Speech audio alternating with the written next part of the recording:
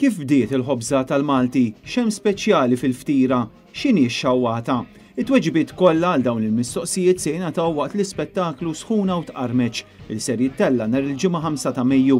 Dan il-kunċert huwa inizjattiva konġunta bejn il-kumpanija Maypole u Kelma Nota Nota bis-sem ta' Ray Kalleja, Daniel Kauki u l-Big Band Brothers u Michael Spanjol.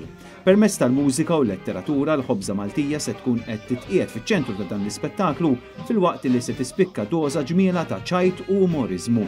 Kelma Nota Nota huwa proġett li jlaqqa flimkien żewġ dinjiet, id-dinja tal-mużika tradizzjonali u kontemporanja bil-Malti u d-dinja tal-lingwa u l-letteratura Maltija, kif spjega ma' Net News il-preżentatur popolari Ray Kalleja. Mużika Maltija, kliem Malti, letteratura, poeżija, u ħanitkellmu propju fuq il-ħobża.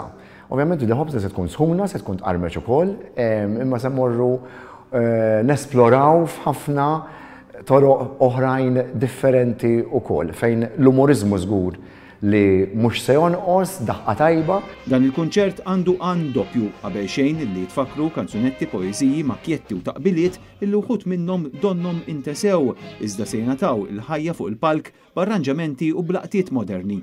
Filwaqt li t-tieni għan huwa li jissawru kanzunetti u kitbiet ġodda f'serata li ddur kollha kemmi fuq il-ħobż tal-Malti.